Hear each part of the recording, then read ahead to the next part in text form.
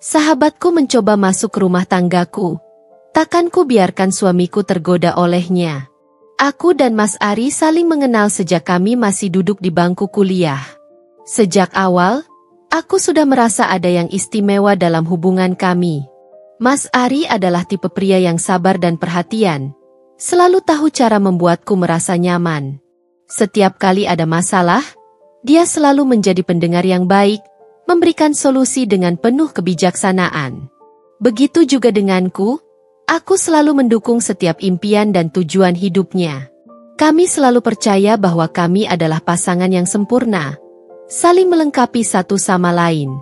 Kami tinggal di sebuah apartemen kecil yang tidak terlalu mewah, tapi cukup nyaman. Meskipun hidup kami sederhana, aku merasa sangat bahagia. Setiap pagi, Mas Ari akan menyiapkan sarapan untukku sebelum berangkat kerja. Sementara aku akan membersihkan rumah dan mempersiapkan segala kebutuhan. Malam harinya, kami menghabiskan waktu bersama, menonton film atau hanya berbincang tentang hari kami. Kehidupan kami terlihat sempurna. Meskipun kami tahu kami harus terus bekerja keras untuk meraih impian-impian kami. Di sisi lain, ada Tasya, sahabatku yang sudah lama aku kenal. Kami sudah melewati banyak hal bersama. Dari mulai masa-masa kuliah yang penuh tantangan hingga saat-saat suka duka di kehidupan dewasa. Tasya adalah tipe sahabat yang selalu ada saat dibutuhkan, penuh energi dan selalu siap memberi dukungan. Kami berbagi banyak cerita, mulai dari hal-hal kecil hingga masalah-masalah besar dalam hidup kami.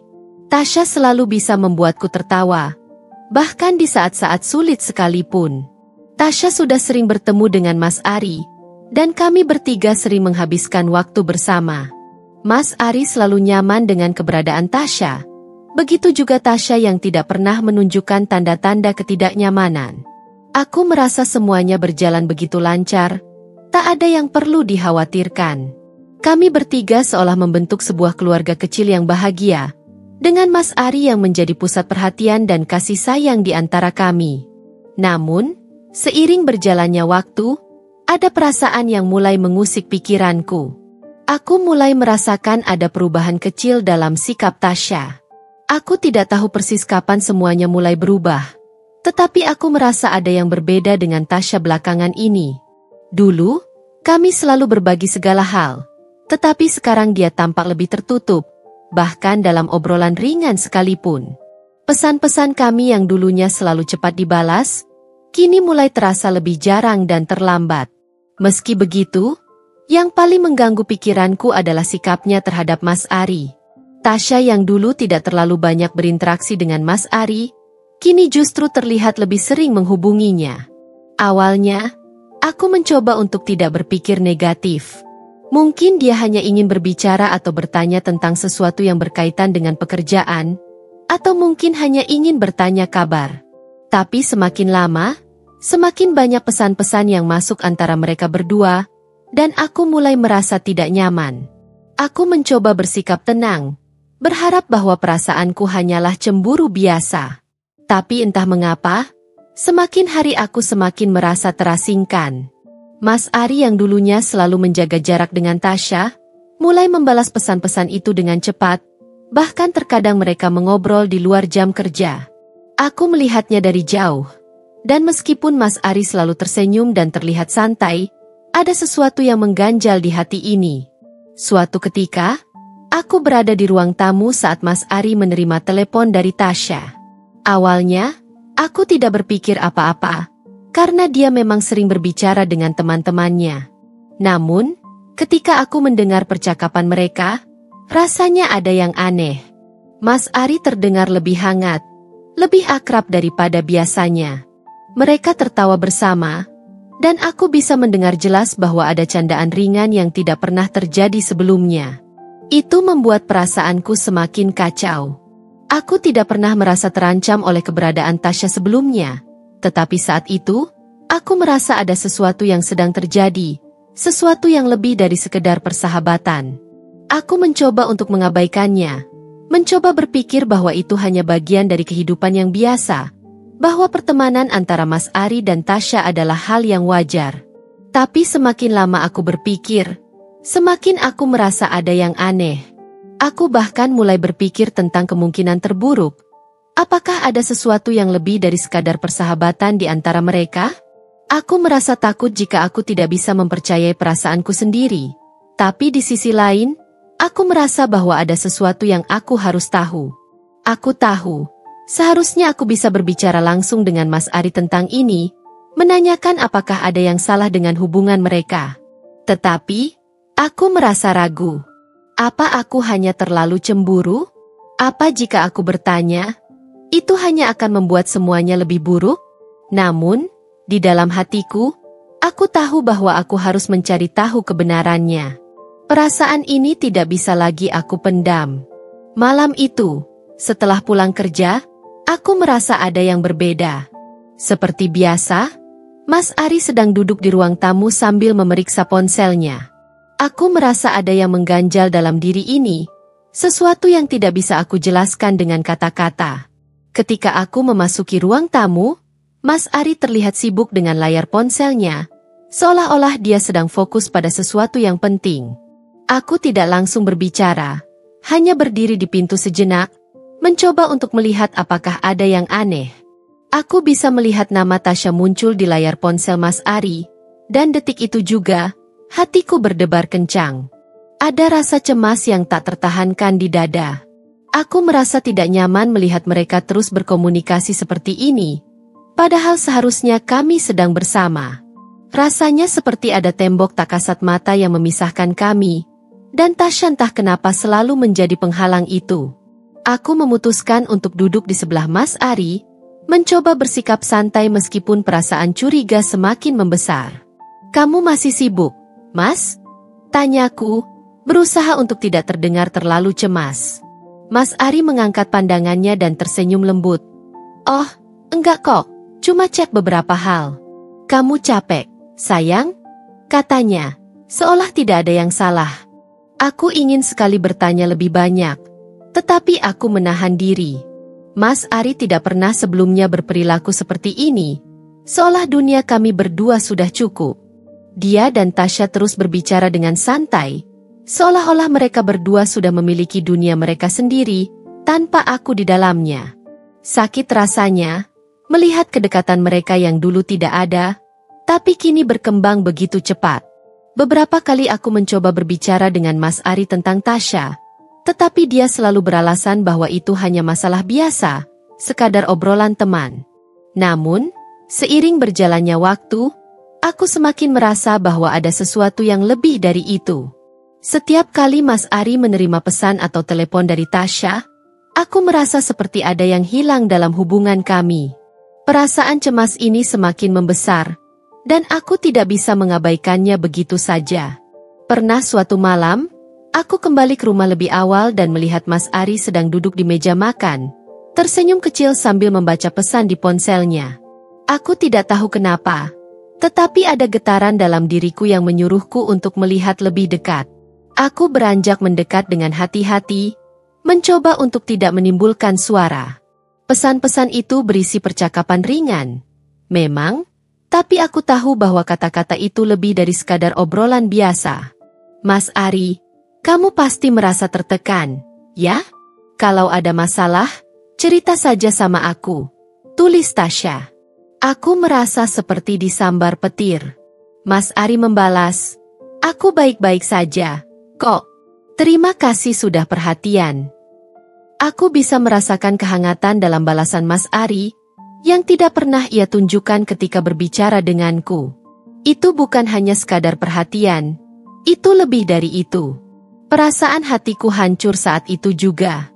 Aku berusaha tenang, menahan diri agar tidak meledak. Malam itu, aku memutuskan untuk tidur lebih awal, mencoba memberi waktu bagi diriku untuk berpikir jernih. Tetapi saat aku terbaring di tempat tidur, aku tidak bisa menenangkan pikiranku. Semua pertanyaan tentang hubungan mereka mulai menyeruak dalam pikiran. Apakah aku hanya cemburu? Ataukah perasaanku benar-benar mencerminkan kenyataan yang sedang terjadi? Aku merasa semakin terpojok oleh perasaan curiga yang tak bisa lagi aku sembunyikan. Jika aku terus mengabaikannya, Mungkin aku akan kehilangan semuanya. Tetapi jika aku menghadapinya, aku takut kebenaran itu akan menghancurkan segalanya. Aku bingung dan bimbang, terjebak di antara rasa cinta yang mendalam kepada Mas Ari dan ketakutanku terhadap apa yang mungkin akan aku temui. Hari itu aku merasa terombang-ambing, antara rasa takut dan rasa penasaran yang semakin memuncak. Pagi itu, aku merasa lebih cemas dari biasanya, seperti ada sesuatu yang menggantung di atas kepalaku. Semua yang aku rasakan semakin menjadi-jadi, dan aku tahu bahwa aku tidak bisa lagi menutup mata terhadap perasaan ini. Di satu sisi, aku ingin percaya bahwa semua itu hanya imajinasi dan perasaan cemburu. Tetapi di sisi lain, ada suara dalam diriku yang terus mendesak untuk mengetahui apa yang sebenarnya terjadi. Ketika aku pulang kerja pada sore hari, aku mendapati Mas Ari sedang duduk di sofa. Seperti biasa, menikmati waktu santainya. Namun, ada sesuatu yang berbeda kali ini. Dia tidak melihat ke arahku saat aku masuk. Itu sedikit aneh. Mengingat kami biasanya saling menyapa begitu aku masuk rumah. Aku mencoba untuk tidak berpikir terlalu banyak, berusaha bersikap normal. Tetapi perasaan di dalam diriku semakin menggelora. Aku menatap ponsel Mas Ari yang terletak di meja samping sofa. Dalam sekejap, pandanganku tertuju pada layar ponsel yang menyala, menampilkan sebuah pesan dari Tasya. Aku tahu ini salah, tetapi entah kenapa aku merasa tidak bisa menahan diri. Perasaan penasaran itu mengalahkan segalanya. Dengan hati yang berdebar-debar, aku mendekat, mengamati pesan yang masuk. Aku harap kamu baik-baik saja, Mas Ari. Jangan terlalu keras bekerja.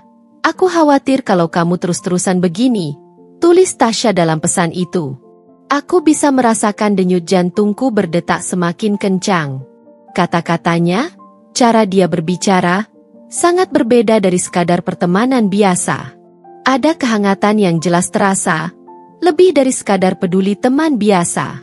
Aku menggigit bibir, menahan air mata yang mulai mengalir begitu saja. Aku memegang ponsel itu dengan tangan yang gemetar. Setiap kata yang aku baca membuat rasa sakit semakin dalam. Rasanya seperti seluruh dunia runtuh di hadapanku.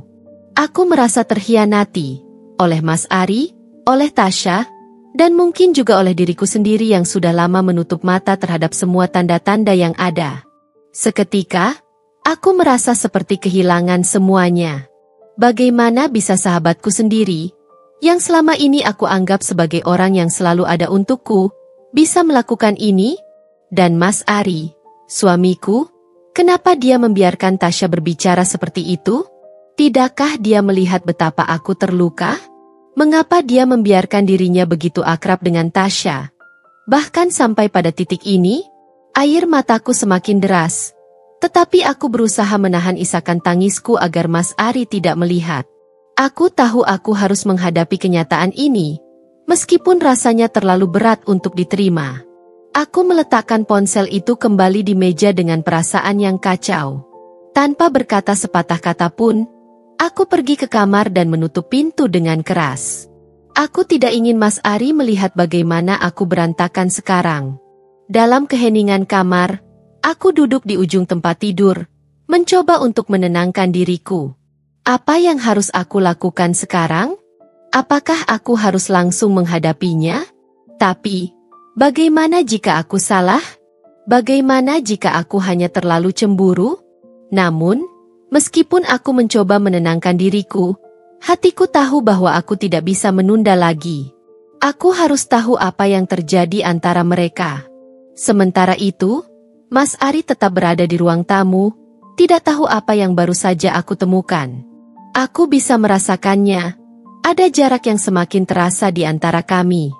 Bahkan dalam keheningan, aku tahu kami berdua tidak lagi sama seperti sebelumnya. Perasaan ini, yang tiba-tiba hadir dalam hidupku, tak bisa lagi diabaikan. Aku harus mencari tahu kebenaran ini, meskipun itu berarti aku harus menghadapi kenyataan yang lebih buruk dari yang aku bayangkan. Keesokan harinya, aku terbangun dengan perasaan yang masih berat, seolah-olah ada sesuatu yang tak terungkap yang mengganggu pikiranku. Aku merasa begitu hancur dan bingung. berperang antara rasa sakit dan kebutuhan untuk mencari kejelasan. Semalam, perasaan cemas dan curiga itu seakan semakin menebal, dan aku tahu aku tidak bisa lagi menunda untuk menghadapinya. Rasanya seperti ada batu besar di dadaku, dan aku tahu, jika aku tidak berbicara dengan Mas Ari sekarang, itu akan terus menggerogoti hatiku. Aku memutuskan untuk berbicara dengannya. Tidak ada lagi alasan untuk menunda atau menghindar. Aku harus menghadapi kenyataan, apapun itu, dan mencari tahu apa yang sebenarnya terjadi. Ketika aku masuk ruang tamu, Mas Ari sedang duduk di sofa, menatap televisi tanpa benar-benar memperhatikan apa yang sedang diputar. Aku bisa melihat dia tampak lelah, mungkin juga tertekan, meskipun dia berusaha terlihat santai. Ada ketegangan di udara, dan aku bisa merasakannya. Mas, kita perlu bicara. Suaraku terdengar lebih tenang dari yang aku rasakan. Tapi di dalam hatiku, perasaan takut dan cemas bercampur aduk. Mas Ari menoleh ke arahku, dan aku bisa melihat keheranan di wajahnya. Ada apa, sayang? Tanyanya. Suaranya terdengar lembut, seolah tidak ada yang salah. Aku menarik napas dalam-dalam, berusaha menenangkan diri sebelum berbicara lebih lanjut. Aku tidak bisa lagi menahan perasaan ini. Mas, aku sudah tahu tentang pesan-pesan yang kamu terima dari Tasya. Aku melihat semuanya, dan itu lebih dari sekadar pertemanan, Mas. Suaraku bergetar, tetapi aku berusaha untuk tetap tegar. Aku bisa melihat perubahan ekspresi di wajah Mas Ari, dari yang awalnya tenang menjadi kebingungan. Apa yang terjadi, Mas? Kenapa kamu membiarkan ini semua terjadi? Mas Ari terdiam sejenak, seolah mencoba mencerna kata-kataku. Aku bisa melihat keraguan di matanya, dan itu membuat hatiku semakin hancur. Dia menghela napas panjang, lalu akhirnya berbicara, "Gita, aku tidak tahu apa yang kamu baca atau apa yang kamu pikirkan. Tasya itu hanya teman. Aku tidak punya perasaan lebih padanya. Kamu salah paham." Kata-kata itu seperti pisau yang menusuk perasaanku lebih dalam. Dia tidak mengakui apa yang terjadi, bahkan berusaha membantah semuanya. Aku merasa sangat bingung. Apakah aku benar-benar salah paham? Tapi bagaimana dengan pesan-pesan itu?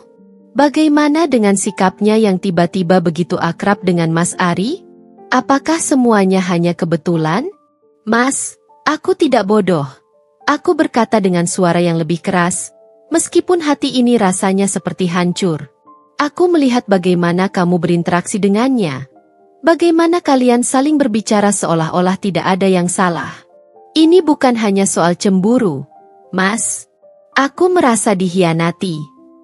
Mas Ari terdiam, seolah tidak tahu bagaimana menjawab. Aku bisa melihat ada kebingungan dalam tatapannya, tapi juga ada penolakan. Gita, kamu terlalu cemburu. Tasya itu teman biasa. Aku nggak ada apa-apa dengan dia. Kenapa kamu harus berpikir buruk? Jawabnya dengan nada yang lebih tinggi, seolah-olah dia berusaha meyakinkan diriku bahwa aku salah. Aku merasa semakin kesal. Rasa sakit ini semakin mendalam, dan aku tahu aku tidak bisa terus hidup dalam kebohongan. Tapi kenapa kamu tidak menghentikan semuanya? Mas, kenapa kamu tidak bilang kalau dia sudah melangkah terlalu jauh? Kenapa kamu membiarkan dia berbicara seperti itu padamu? Aku hampir menangis, tapi aku berusaha menahan air mata yang ingin tumpah. Mas Ari mengalihkan pandangannya. Sepertinya tidak bisa menghadapi pertanyaan-pertanyaan itu. Dia tidak bisa memberi penjelasan yang memuaskan, dan aku tahu ada sesuatu yang dia sembunyikan. Aku merasa sangat kesal. Aku nggak tahu kenapa kamu seperti ini. Kamu malah merusak hubungan kita dengan cemburu yang berlebihan, katanya dengan suara yang lebih dingin.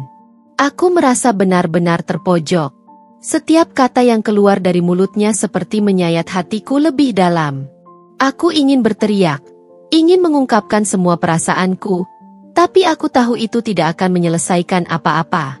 Di sisi lain, aku merasa seperti ada tembok besar yang dibangun di antara kami, tembok yang tak bisa lagi kami hancurkan hanya dengan kata-kata. Dengan hati yang hancur, aku mengalihkan pandangan. Aku merasa begitu sendirian. Mungkin aku memang terlalu cemburu, atau mungkin aku hanya tidak bisa lagi mempercayai Mas Ari. Tapi yang jelas, aku merasa bahwa sesuatu telah berubah, dan itu tidak bisa diperbaiki hanya dengan penjelasan kosong. Aku menghela napas panjang, berusaha menenangkan diriku. Mas Ari akhirnya berdiri dan berjalan menuju pintu. Aku butuh waktu, Gita. Aku nggak tahu harus ngomong apa lagi, katanya dengan nada lelah. Aku hanya bisa mengangguk, meskipun aku merasa seperti dihantam badai. Saat pintu tertutup di belakangnya, aku tetap berdiri di sana, terdiam, merasakan perasaan hancur yang semakin dalam. Aku tahu, setelah percakapan ini, tidak ada yang akan sama lagi. Hubungan kami tidak akan pernah bisa kembali seperti semula. Dan aku harus menerima kenyataan itu, meskipun rasanya terlalu pahit untuk ditelan. Keesokan harinya, aku merasa kebingungan melanda diriku. Malam itu, aku terjaga lebih lama dari biasanya, berbaring di tempat tidur dengan pikiran yang berputar-putar. Mas Ari, suamiku, sudah pergi kerja, dan aku masih teringat dengan jelas setiap kata yang keluar dari mulutnya kemarin. Kamu terlalu cemburu. Tasya itu hanya teman. Kata-kata itu berulang kali terngiang di telingaku, dan setiap kali aku mengingatnya, semakin terasa bahwa ada jarak yang tak terhingga antara kami. Aku merasa seperti aku sedang berbicara dengan seseorang yang tidak mengenal diriku. Bukan hanya dia yang menyangkal apa yang terjadi, tetapi dia juga tampak tidak bisa memahami betapa besar rasa sakit yang aku rasakan. Aku ingin percaya bahwa dia masih mencintaiku, tetapi sepertinya aku mulai kehilangan pegangan dalam hubungan ini. Setelah Mas Ari pergi bekerja, aku memutuskan untuk menulis di jurnalku, mencoba mengungkapkan semua perasaanku yang tak terkatakan. Aku menulis tentang betapa hancurnya hatiku, tentang betapa cemasnya aku terhadap hubungan kami, dan tentang betapa sakitnya melihat dia membela Tasya. Di satu sisi, aku tahu aku harus terus berjuang, tetapi di sisi lain, aku merasa seolah-olah aku sudah berada di ujung jalan. Mungkin aku sudah terlalu banyak berpikir, atau mungkin memang sudah saatnya aku menerima kenyataan bahwa tidak semua hubungan bisa bertahan. Malam itu, ketika Mas Ari kembali, aku duduk menunggu di ruang tamu dengan hati yang berat. Aku tahu kami harus bicara lagi, tetapi aku tidak yakin apa yang akan terjadi setelah itu. Begitu dia masuk rumah, dia hanya memberi salam singkat dan duduk di meja makan tanpa memandangku. Itu sudah cukup memberitahuku bahwa dia enggan membicarakan apa yang terjadi. Aku merasa semakin terpojok. Perasaan tidak nyaman itu semakin menguasai diriku. Aku tidak bisa lagi menunggu. Aku tahu aku harus berbicara lagi. Meskipun aku sudah merasa sangat lelah dengan semua ini. Mas, kita harus bicara. Tentang kemarin, kataku pelan, mencoba untuk tetap tenang. Mas Ari mengangkat wajahnya dan menatapku sejenak, seolah mempertimbangkan apakah dia benar-benar ingin melanjutkan percakapan ini. Gita, aku sudah bilang kemarin, kan? Aku nggak tahu apa yang kamu baca, tapi aku nggak ada apa-apa dengan Tasya. Jawabnya. Suara mulai terdengar sedikit kesal. Kenapa kamu nggak percaya sama aku? Aku nggak pernah berbohong padamu. Aku merasa semakin frustasi. Mas Ari terus menepi setiap tuduhan yang aku ajukan. Aku bisa melihat jelas bahwa dia tidak mau menerima kenyataan. Atau mungkin lebih tepatnya, dia tidak mau mengakuinya. Mas, aku menemukan pesan-pesan itu, dan itu lebih dari sekadar pertemanan biasa. Kamu bilang gak ada apa-apa, tapi kenapa kamu gak bilang kalau itu sudah keterlaluan? Tanyaku. Suara mulai bergetar, meskipun aku berusaha menahan air mata. Dia menarik napas panjang, lalu memandangku dengan tatapan yang sulit dimengerti. Gita, kamu cuma berpikir buruk. Kamu gak bisa begitu saja menganggap semuanya salah tanpa bukti yang jelas. Tasya itu teman. Aku gak ingin kamu berpikir aneh tentang dia. Jawabannya terdengar semakin defensif, dan itu membuat perasaanku semakin kacau. Mas Ari tampak tidak menyadari betapa besar pengaruhnya terhadap perasaanku. Aku merasa seperti ada tembok yang besar antara kami. Setiap kali aku mencoba mengungkapkan perasaanku, dia selalu berusaha menyangkalnya. Seolah-olah perasaan dan pikiranku itu tidak berarti. Aku tahu dia tidak berniat menyakitiku. Tapi entah mengapa dia merasa sulit untuk memahami rasa sakit yang aku rasakan. Dia tidak pernah menunjukkan penyesalan, tidak ada usaha untuk meyakinkanku bahwa dia berkomitmen pada hubungan kami. Mas, bagaimana kalau aku salah? Bagaimana kalau aku cemburu tanpa alasan? Tanyaku, meskipun aku tahu bahwa jawabannya tidak akan mengubah apapun. Tapi kenapa aku merasa terabaikan? Kenapa kamu membiarkan semua ini terus berlangsung? Aku menatapnya, berharap ada jawaban yang membuat aku merasa lebih tenang, meskipun aku tahu aku tidak akan mendapatkannya. Mas Ari menunduk, sepertinya berjuang untuk menemukan kata-kata yang tepat. Aku nggak bisa terus-terusan menjelaskan semuanya. Gita, kamu nggak bisa begitu saja terus mencurigai aku tanpa alasan yang jelas. Jawabnya, nada suaranya mulai kehilangan ketenangan. Aku merasa seperti dia semakin menjauh, semakin enggan menerima perasaan dan kecurigaanku. Aku menundukkan kepala, merasa tak ada lagi yang bisa aku katakan. Mas Ari masih berdiri dengan ekspresi bingung, namun aku tahu dia tidak akan mengubah sikapnya. Aku merasa sangat lelah. Lelah dengan semua kebingungan ini, lelah dengan penyangkalan, dan lelah dengan perasaan yang terus-menerus terpendam. Aku nggak tahu lagi. Mas, aku berkata pelan, hampir berbisik. Aku merasa terjebak dalam kebingungan ini. Aku nggak tahu apa yang sebenarnya kamu rasakan. Kata-kataku tersendat, dan air mata yang aku tahan akhirnya jatuh juga. Aku tidak bisa lagi mengendalikannya. Perasaan terabaikan, disakiti, dan bingung melanda diriku. Aku ingin berteriak, tapi aku hanya bisa menangis dalam keheningan. Mas Ari melihatku dengan tatapan kosong. Sepertinya tidak tahu harus berbuat apa. Dia berbalik dan pergi ke kamarnya tanpa sepatah kata pun. Aku hanya bisa duduk terdiam di ruang tamu, merasa seolah-olah hubungan ini sudah berada di ambang kehancuran. Hari-hari berlalu dengan perasaan yang semakin berat. Aku merasa seperti terjebak dalam sebuah lingkaran setan, di mana setiap perbincangan dengan Mas Ari hanya mengarah pada kebingungan dan kesedihan.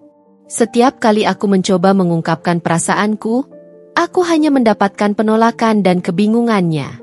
Tidak ada penyesalan di wajahnya, tidak ada usaha untuk memperbaiki hubungan kami. Rasanya seperti aku sedang berbicara dengan tembok, berusaha untuk mencari jalan keluar, tetapi semakin merasa tersesat dalam kebingunganku. Tasya masih muncul dalam pikiran setiap kali aku melihat Mas Ari. Meskipun dia tidak lagi terlalu sering menghubungi Mas Ari seperti sebelumnya, bayangan hubungan mereka tetap menghantui. Aku masih melihat bagaimana mereka berinteraksi, dan itu selalu meninggalkan rasa cemas yang tak bisa aku hindari. Meskipun Mas Ari terus meyakinkan aku bahwa tidak ada yang terjadi di antara mereka, aku tidak bisa menghilangkan perasaan bahwa sesuatu yang lebih besar sedang terjadi, sesuatu yang lebih gelap dari sekadar persahabatan biasa. Setiap kali aku melihat Mas Ari, aku merasakan ketidakpastian yang mendalam. Dia seolah tidak peduli dengan perasaanku. Kami masih berbicara, tetapi percakapan kami terasa kosong. Tidak ada lagi kedekatan seperti dulu, tidak ada lagi kehangatan yang membuat aku merasa dicintai. Mas Ari semakin sering menghabiskan waktu di luar rumah, bekerja lembur atau pergi keluar bersama teman-temannya. Aku merasa semakin terisolasi, seolah-olah aku bukan lagi bagian dari hidupnya. Rasa kesepian itu semakin menggerogoti hatiku. Aku mencoba untuk tetap sibuk, melakukan kegiatan yang bisa mengalihkan perhatianku. Aku pergi ke gym, menghabiskan waktu dengan teman-teman, dan bahkan mencoba fokus pada pekerjaan. Tetapi setiap kali aku berada di rumah, rasa kosong itu datang kembali. Aku merasa seperti berada di tengah rumah yang penuh dengan kenangan indah, tetapi semua itu terasa begitu jauh dan tak terjangkau. Semua yang dulu terasa begitu nyata kini, hanya menjadi bayangan yang memudar. Suatu malam, ketika Mas Ari kembali larut malam dari bekerja, aku merasa seakan tidak ada lagi yang bisa aku katakan. Dia masuk rumah dengan wajah yang lelah, tanpa ada senyuman, hanya ekspresi kosong yang semakin aku kenali. Aku merasa tidak ada lagi yang tersisa di antara kami. Meski aku ingin berbicara, meskipun aku ingin mengungkapkan semua perasaanku, aku tahu itu tidak akan mengubah apapun. Bahkan jika aku menangis, dia tetap tidak akan mengerti. Aku duduk di ruang tamu, menatap kosong keluar jendela. Hujan turun dengan deras, dan aku merasa hujan itu seolah mencerminkan perasaanku. Semakin lama semakin lebat, semakin sulit untuk melihat jalan keluar. Aku merasa terkubur dalam perasaan kecewa dan kesedihan yang semakin mendalam. Aku mencintai Mas Ari, itu tidak bisa aku pungkiri, tetapi aku juga merasa seperti aku telah kehilangan dirinya. Aku merasa seperti seorang asing di dalam rumahku sendiri, seorang istri yang kehilangan suaminya meskipun dia masih ada di depanku. Aku memejamkan mata, berusaha mengingat kembali hari-hari indah yang pernah kami lewati bersama. Tetapi kenangan itu kini terasa seperti mimpi yang jauh. Aku merasa terjebak dalam kenyataan yang keras. Kenyataan yang tak pernah kubayangkan akan menghancurkan segalanya. Aku ingin percaya bahwa ini hanya fase yang sementara, bahwa semuanya akan baik-baik saja. Tetapi semakin aku berharap, semakin aku merasa tak berdaya. Mas Ari semakin jauh, dan aku semakin terperosok dalam kesepian yang mendalam. Aku tahu aku harus memutuskan sesuatu, tetapi aku tidak tahu apa yang harus dilakukan. Apakah aku harus terus berjuang? Atau apakah aku harus menyerah dan menerima kenyataan bahwa hubungan ini tidak akan pernah bisa kembali seperti dulu? Apakah aku harus tetap mempertahankan pernikahan ini meskipun aku merasa begitu terluka? Ataukah aku harus melepaskannya untuk menyelamatkan diriku sendiri? Rasa cemas itu semakin menguasai pikiranku. Setiap hari, aku merasa seperti berjalan di atas tali yang rapuh, takut akan jatuh ke dalam kehancuran yang lebih dalam. Aku tidak tahu apakah aku masih bisa mempertahankan harapan untuk kami berdua, atau apakah aku hanya membuang-buang waktu dan tenaga untuk sesuatu yang sudah tidak ada lagi. Malam itu, setelah Mas Ari pergi tidur, aku tetap terjaga, berbaring di sampingnya dalam keheningan yang mencekam. Aku mendengarkan detak jam dinding yang terdengar begitu keras, seolah-olah waktu itu sendiri menunggu keputusan besar yang harus aku buat. Aku merasa sangat terisolasi, seperti berada di ruang yang penuh dengan suara-suara tanpa bentuk, dan aku tidak tahu bagaimana cara keluar. Aku tahu, suatu hari nanti aku harus membuat keputusan. Aku hanya berharap, saat itu datang, aku bisa memiliki kekuatan untuk memilih apa yang terbaik untuk diriku sendiri, tanpa terjebak dalam kebingungannya. Pagi itu, aku bangun dengan perasaan yang campur aduk. Tidurku terasa tidak nyenyak, seolah setiap detik malam kemarin adalah siksaan bagi hati dan pikiranku. Masih terngiang dalam benakku percakapan kami semalam, percakapan yang semakin memupuskan harapan akan adanya kedamaian dalam rumah ini. Aku tahu aku tak bisa terus berlarut-larut dalam kebingunganku. Sudah saatnya aku mengungkapkan segalanya, meskipun itu bisa mengubah segalanya. Mas Ari duduk di sofa, memeriksa ponselnya, sementara aku berdiri di dekat meja makan, mencoba mengatur napas. Hati aku berdegup kencang. Aku tahu ini akan menjadi percakapan yang sulit, tapi aku tidak bisa menunda lagi. Dengan langkah pasti, aku mendekatinya dan duduk di sampingnya. Aku menatapnya dalam-dalam, berusaha menemukan kekuatan di matanya. Dia melirikku sejenak, lalu kembali menatap layar ponselnya, seolah tak peduli. Mas, aku memulai dengan suara yang sedikit gemetar. Aku nggak bisa terus seperti ini. Aku harus jujur sama kamu tentang perasaanku. Mas Ari mengangguk pelan, tanpa berkata apa-apa. Aku bisa merasakan ketidakpedulian di balik sikapnya yang dingin. Aku menarik napas dalam-dalam, berusaha menenangkan diri. Ini adalah saat yang sangat berat, tetapi aku tidak bisa mundur. Aku merasa dihianati. Mas, setiap kali aku melihat kamu berbicara dengan Tasya, aku merasa seperti aku bukan lagi bagian dari hidupmu. Aku merasa terabaikan dan tidak dihargai. Dia menatapku, ekspresinya tetap datar. Tidak ada penyesalan, tidak ada kekhawatiran. Hanya kebingungan. Gita, apa sih? Kamu berlebihan banget. Jawabnya, masih dengan nada yang sama, seolah tak mengerti apa yang aku rasakan. Kenapa kamu gak bisa percaya kalau semuanya itu cuma masalah kecil? Aku merasa hatiku semakin berat. Semakin banyak air mata yang tertahan di mataku. Mas, aku bukan cemburu biasa. Ini bukan soal rasa tidak percaya. Ini soal perasaan yang aku rasa setiap kali kamu membela Tasya dan mengabaikan perasaanku. Ini soal rasa sakit yang aku pendam setiap kali kamu lebih memikirkan dia daripada aku. Apa kamu gak merasa itu salah? Kata-kataku menggantung di udara. Dan untuk pertama kalinya, aku melihat ekspresi Mas Ari mulai berubah. Wajahnya tampak mulai ragu, meskipun dia berusaha menyembunyikannya. Gita, aku nggak tahu harus ngomong apa lagi, katanya. Suaranya mulai terdengar lelah. Kamu selalu merasa ada yang salah, tapi aku nggak pernah ngelakuin apa-apa. Aku merasa tubuhku semakin lemah mendengar kata-kata itu. Tapi kenapa kamu nggak pernah berusaha melihat dari sisi aku? Kamu nggak pernah merasa kalau aku terluka? Kenapa aku harus selalu berjuang sendirian untuk hubungan kita? Kenapa kamu nggak bisa melihat betapa besar pengorbanan aku untuk mempertahankan kita? Mas Ari menunduk, berusaha mencerna setiap kata yang keluar dari mulutku. Aku bisa merasakan ketegangan di udara, dan untuk pertama kalinya dalam waktu yang lama, aku mulai merasa sedikit harapan. Aku nggak mau kehilangan kamu, Gita, katanya pelan.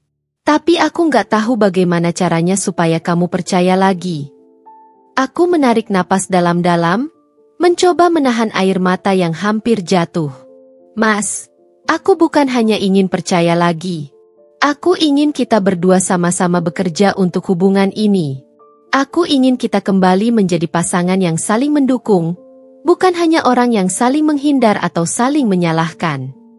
Ada keheningan yang panjang setelah itu.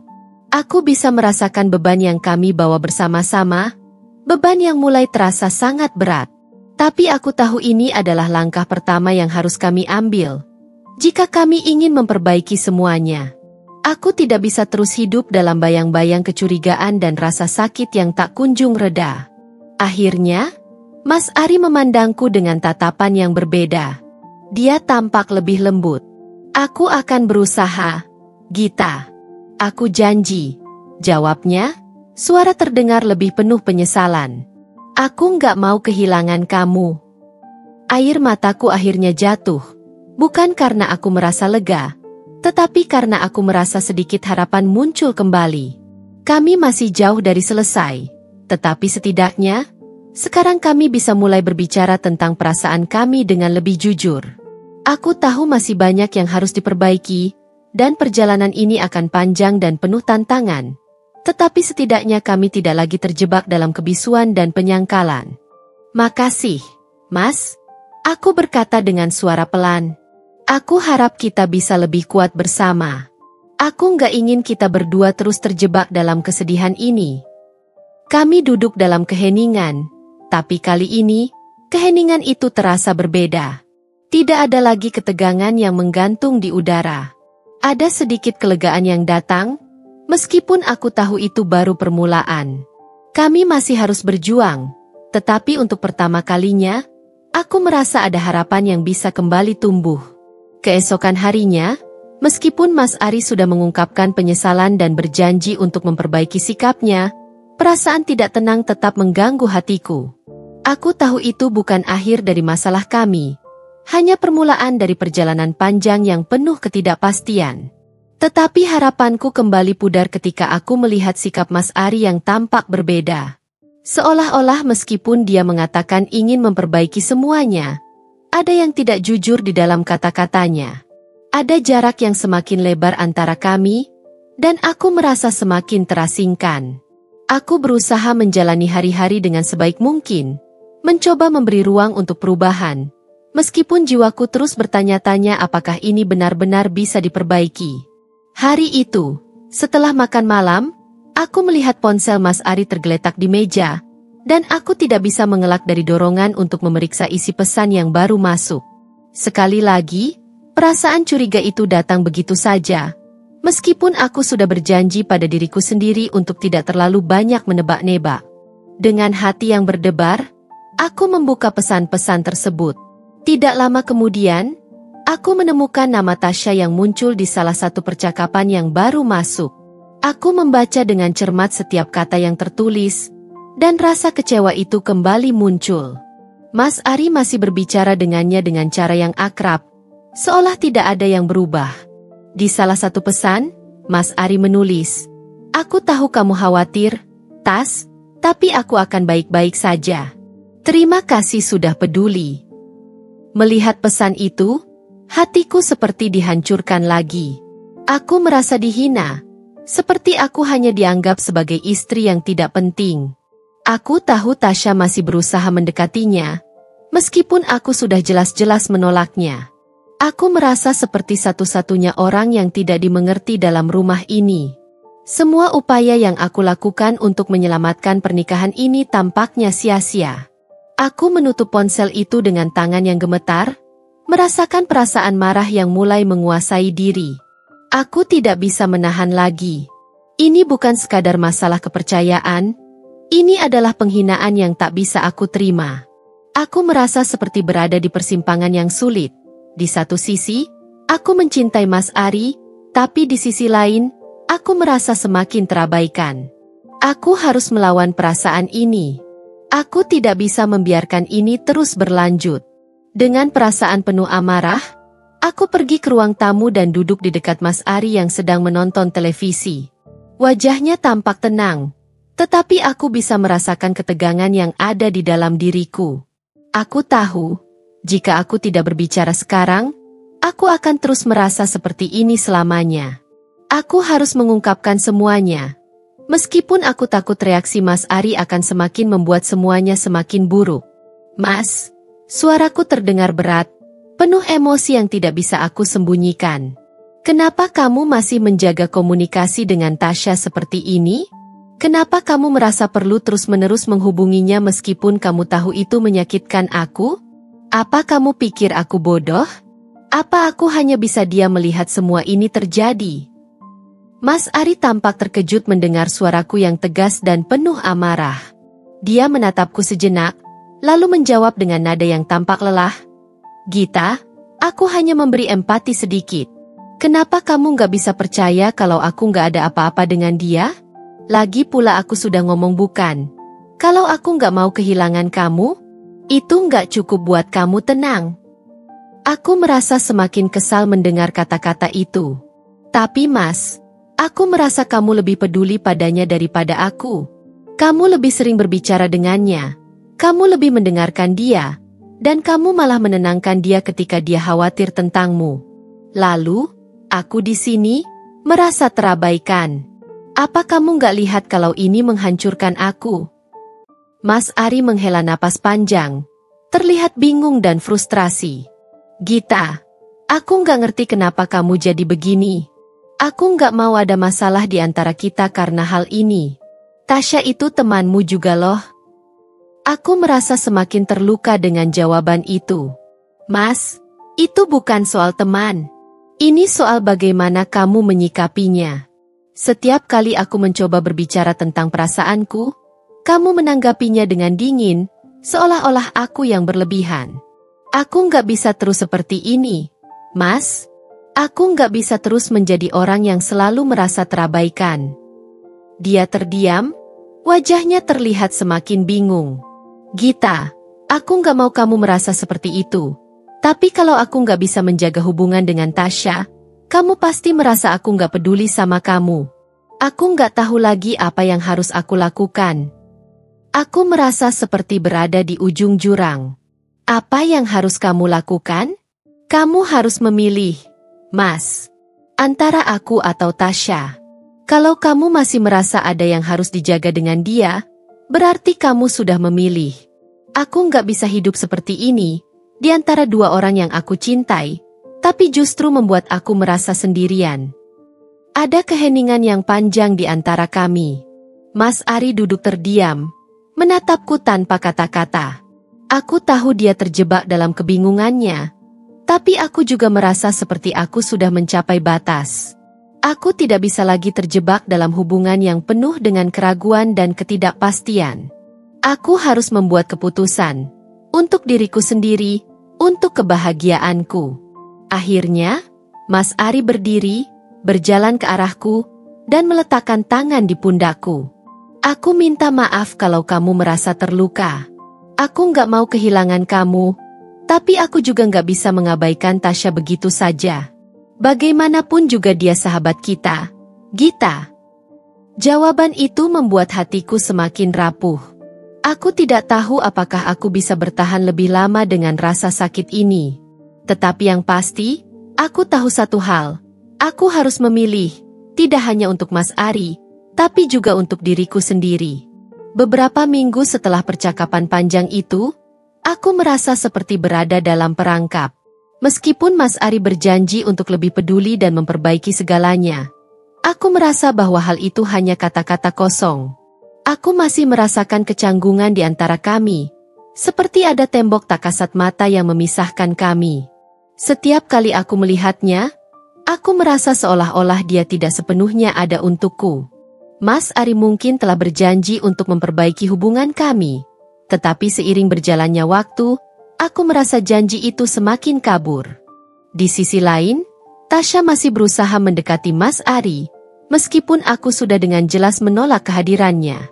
Seolah tak peduli dengan perasaanku, dia masih terus mencari cara untuk berada di dekatnya. Setiap kali kami bertemu, entah itu saat makan malam bersama, atau saat acara keluarga, Tasya selalu mencoba untuk menyelinap masuk ke dalam percakapan kami berdua. Awalnya, Mas Ari tampak ragu, tetapi seiring berjalannya waktu, aku melihatnya mulai lebih banyak berbicara dengannya. Bahkan, terkadang aku merasa seperti aku hanyalah penonton dalam kehidupan mereka berdua. Hari itu, kami bertiga, aku, Mas Ari, dan Tasya, berkumpul di rumah karena ada acara makan malam bersama teman-teman lama kami. Aku sudah berusaha untuk tidak merasa cemas, untuk menikmati waktu bersama teman-teman. Namun, begitu Tasya datang, suasana di ruangan itu langsung berubah. Tasya menyapa Mas Ari dengan senyum yang terlalu manis, dan aku bisa melihat bagaimana Mas Ari langsung memberi perhatian lebih kepadanya, seolah-olah kami tidak pernah punya masalah sebelumnya. Aku menahan napas, mencoba untuk tidak terlihat cemas. Tasya duduk di samping Mas Ari, dan aku duduk di seberang mereka, merasa seperti orang asing dalam pertemuan itu. Setiap kali aku mencoba berbicara, Tasya selalu menyela, memberikan komentar atau tawa yang lebih berlebihan dari yang diperlukan. Aku mulai merasa tidak nyaman, merasa seolah-olah aku bukan bagian dari percakapan itu. Tasya terus menatap Mas Ari, mengarahkan segala perhatian padanya, seolah kami berdua tidak ada di sana. Aku merasa cemburu, tetapi lebih dari itu, aku merasa terhina. Rasanya seperti hubungan kami, yang seharusnya menjadi tempat di mana aku dan Mas Ari saling mendukung, kini telah dicuri oleh seseorang yang aku anggap sahabat. Aku berusaha untuk tidak menunjukkannya, tetapi hatiku semakin sesak. Sambil tersenyum, aku mencoba untuk ikut bergabung dalam percakapan. Namun setiap kali aku berbicara, Tasya selalu mencuri perhatian dengan ceritanya yang lebih besar dan lebih menonjol. Dia bercerita tentang pekerjaannya, tentang bagaimana dia baru saja melakukan perjalanan bisnis, dan tentang segala hal yang seolah ingin menunjukkan bahwa dia lebih sukses, lebih menarik, lebih penting. Semua itu semakin membuatku merasa kecil. Aku merasa seperti bayangan di belakang mereka, tidak lebih dari sekadar figur yang hadir tanpa arti. Mas Ari, yang tadinya lebih terbuka dan perhatian padaku, mulai terlihat kebingungan. Aku bisa melihat dari caranya merespons Tasya yang lebih santai dan tidak begitu serius, bahwa dia terjebak dalam situasi ini. Dia tidak tahu bagaimana harus bersikap, seolah terhimpit di antara dua dunia yang berbeda. Di satu sisi, ada aku, istrinya, yang merasa terluka dan cemas, dan di sisi lain, ada Tasya, yang terus berusaha menunjukkan dirinya sebagai teman yang lebih penting. Mas Ari hanya mengangguk dan tersenyum. Tidak banyak berbicara, Tapi aku tahu dia merasa tertekan. Aku merasa terasingkan, duduk di meja itu, menatap piringku yang sudah kosong.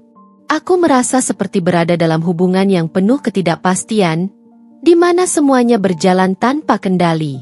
Terkadang aku berpikir, apakah aku terlalu cemburu? Tetapi hati kecilku mengatakan bahwa ini bukan soal cemburu semata. Ini adalah soal rasa dihargai. Apakah aku hanya dianggap sebagai bagian dari rutinitas hidup Mas Ari? Ataukah aku masih berarti baginya? Setelah makan malam, kami semua duduk di ruang tamu, tapi suasana semakin canggung. Tasya terus berbicara tentang dirinya. Sementara Mas Ari lebih banyak mendengarkan tanpa memberikan banyak tanggapan. Aku duduk diam, mencoba untuk tetap tenang, tetapi aku merasa semakin kesal. Ini bukan lagi soal Tasya atau Mas Ari. Ini adalah tentang aku. Tentang bagaimana aku merasa tidak dihargai dan tidak didengar. Aku memutuskan untuk pergi ke kamar sejenak, mencoba menenangkan diri. Aku bisa mendengar suara Mas Ari dan Tasya masih berbicara di luar sana. Dan meskipun aku berusaha untuk tidak memikirkannya, hatiku tetap merasa sakit. Aku merasa seperti aku hanya sebuah bayangan dalam hidup mereka. Dan itu sangat menyakitkan. Aku tahu aku harus membuat keputusan. Tetapi aku tidak tahu apakah aku bisa terus melanjutkan hubungan ini jika rasa tidak dihargai ini terus berlanjut. Tak lama kemudian, Mas Ari datang ke kamarku. Wajahnya tampak cemas. "Gita, kenapa kamu pergi ke kamar?" Tanyanya dengan nada khawatir. "Kenapa kamu nggak ikutan ngobrol?" Aku memandangnya dengan lelah. "Mas, aku nggak tahu harus gimana lagi. Rasanya kayak aku nggak ada di sini. Tasya terus mengelilingi kamu, dan aku cuma jadi orang ketiga yang nggak penting." Jawabku dengan suara serak. Mas Ari tampak terkejut, dan aku bisa melihat penyesalan di matanya. "Gita, itu bukan yang aku maksudkan. Aku nggak ingin kamu merasa seperti itu." "Lalu kenapa kamu nggak melakukan apa-apa?" Jawabku dengan tegas. "Kenapa kamu biarkan dia terus mendekat? Kamu nggak lihat kalau ini menyakitkan aku?" Dia terdiam sejenak, tampak berpikir keras. "Gita, maaf. Aku bingung harus bagaimana." Aku merasa semakin kecewa. "Aku juga bingung, Mas.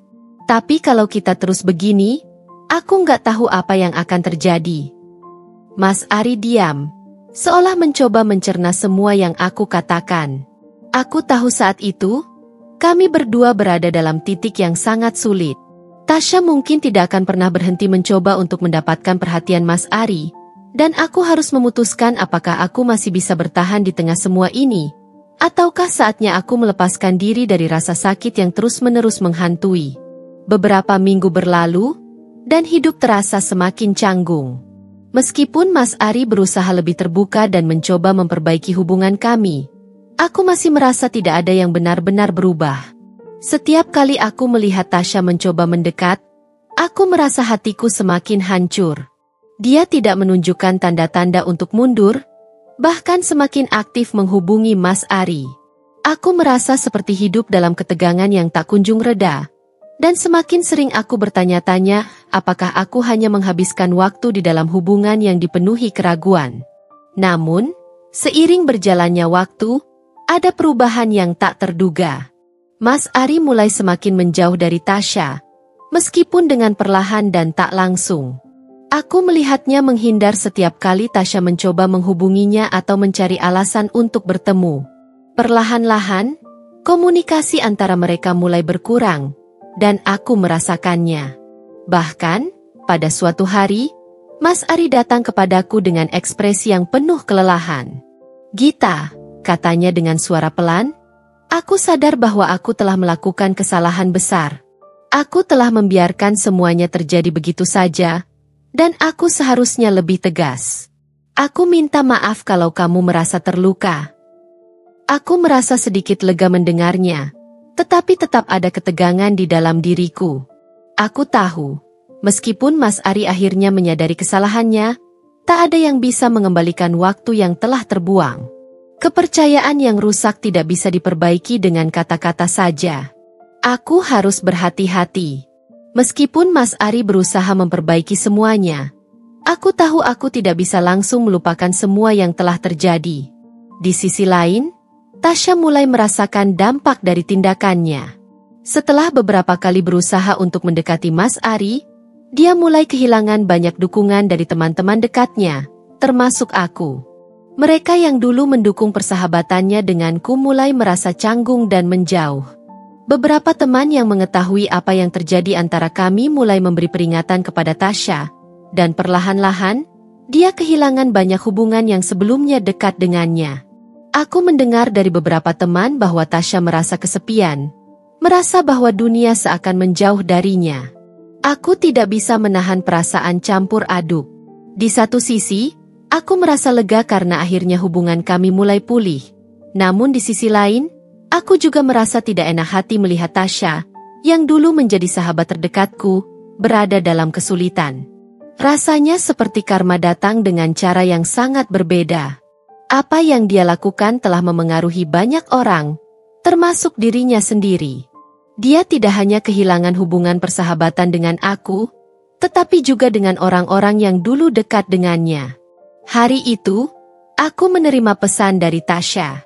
Awalnya, aku ragu untuk membukanya, tapi entah kenapa, aku merasa perlu mengetahui apa yang ingin dia katakan. Dalam pesan itu, dia mengungkapkan penyesalannya, meskipun kata-katanya terdengar hampa. Gita, aku minta maaf. Aku tahu aku telah melakukan kesalahan besar, dan aku tidak tahu bagaimana bisa memperbaikinya. Aku merasa sangat kehilangan dan menyesal. Aku berharap suatu hari kita bisa berbicara lagi. Aku terdiam membaca pesan itu. Perasaan campur aduk kembali datang. Aku merasa sedikit terharu, namun juga bingung. Seharusnya aku merasa lega, karena dia akhirnya menyadari kesalahannya. Tetapi ada bagian dari diriku yang merasa bahwa penyesalannya datang terlambat. Aku tahu bahwa perasaanku tidak akan pernah sama lagi setelah semua yang telah terjadi. Persahabatan kami, yang dulu begitu erat, kini hancur begitu saja. Dan aku tidak yakin apakah ada yang bisa memperbaikinya. Namun, satu hal yang pasti, Tasya telah merasakan konsekuensi dari perbuatannya. Karma memang datang dengan cara yang tak terduga, tetapi aku tahu bahwa itu adalah bagian dari hidup.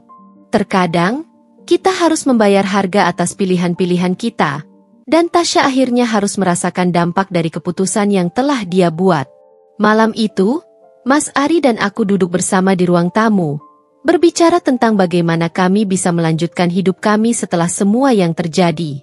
Aku tahu ini tidak mudah, Gita, kata Mas Ari, menatapku dengan serius. Aku sadar bahwa aku telah merusak banyak hal, dan aku ingin memperbaiki semuanya. Aku ingin kita bisa menjalani hidup bersama dengan lebih baik.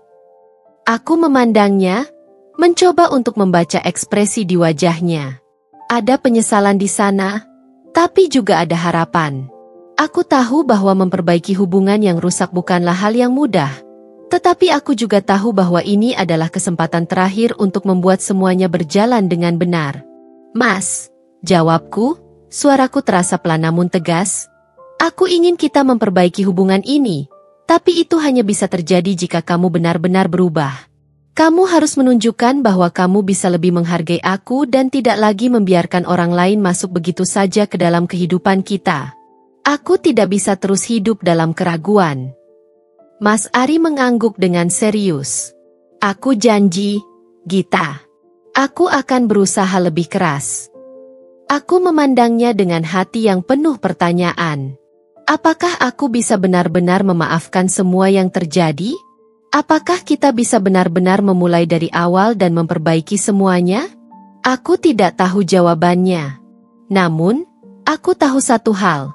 Untuk pertama kalinya, aku merasa bahwa mungkin ada harapan untuk hubungan ini.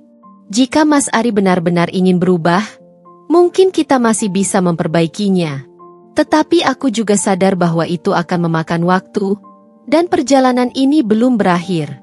Karma telah datang untuk Tasya, dan kini aku harus menentukan langkah selanjutnya dalam hidupku.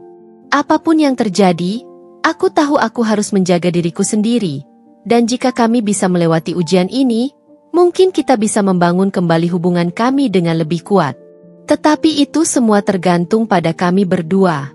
Setelah semua yang terjadi, kehidupan kami, Mas Ari dan aku, mulai menemukan jalannya kembali. Tidak ada yang bisa menghapus luka yang telah tercipta. Tetapi aku merasa bahwa perlahan-lahan kami mulai membangun kembali fondasi yang hancur. Perjalanan ini tidak mudah, dan masih banyak yang harus kami hadapi. Tetapi ada satu hal yang aku sadari, kami berdua telah berubah.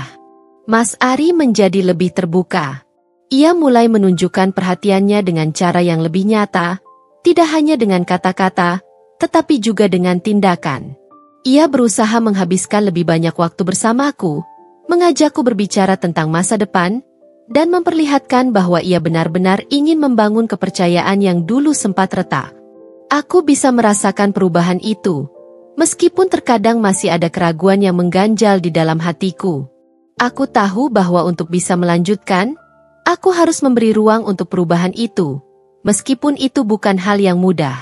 Namun, aku juga menyadari bahwa aku harus melangkah dengan hati-hati. Kepercayaan yang rusak tidak bisa begitu saja diperbaiki dengan janji atau kata-kata. Aku harus melihat perubahan tersebut seiring berjalannya waktu. Kadang-kadang, ketika aku merasa ragu, aku mengingat kembali apa yang telah terjadi dan mengingatkan diriku sendiri untuk tidak terlalu cepat percaya. Aku harus belajar untuk melindungi hatiku, meskipun aku ingin memperbaiki hubungan ini. Di sisi lain, Tasya tidak lagi hadir dalam hidup kami. Setelah menyadari konsekuensi dari tindakannya, dia memilih untuk menghilang dari pertemanan kami. Aku mendengar bahwa dia berusaha memperbaiki hubungan dengan beberapa orang yang sempat menjauh. Tetapi aku tahu bahwa persahabatan kami tidak akan pernah bisa kembali seperti semula. Rasanya berat, karena aku telah kehilangan sahabat yang aku anggap seperti saudara. Namun aku tahu bahwa dalam hidup, kita harus memilih untuk menjaga diri kita sendiri, terutama ketika orang yang kita percayai malah menyakiti kita. Suatu hari, aku duduk bersama Mas Ari di ruang tamu, menatap foto pernikahan kami yang tergantung di dinding. Foto itu, yang dulu penuh dengan kebahagiaan dan senyuman, kini menjadi saksi bisu dari perjalanan panjang yang telah kami lalui. Kami masih berdua, tetapi kami sudah berbeda. Kami telah melalui banyak hal. Dan meskipun kami merasa lebih dekat, ada kesadaran bahwa perjalanan kami belum selesai.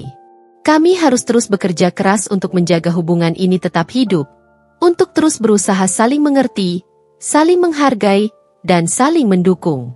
Mas Ari memandangku dengan lembut.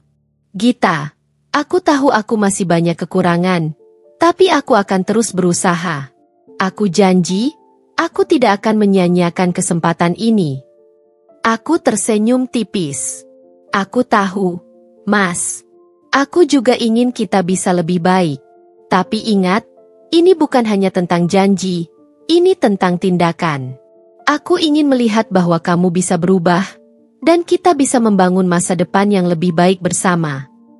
Dia mengangguk, dan aku bisa melihat ada ketulusan dalam matanya.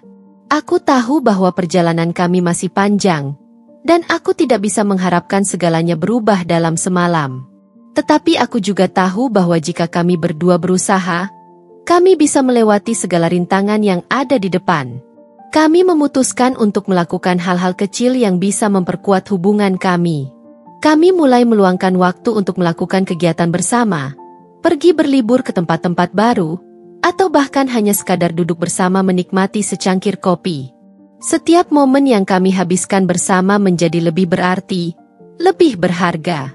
Kami belajar untuk saling menghargai, mengerti, dan memberi ruang untuk perubahan. Aku tahu bahwa kepercayaan yang telah terbangun kembali tidak akan sempurna. Akan ada masa-masa ketika keraguan datang menghantui, tetapi aku belajar untuk menghadapinya dengan lebih sabar. Aku juga belajar bahwa cinta tidak selalu datang dengan kemudahan.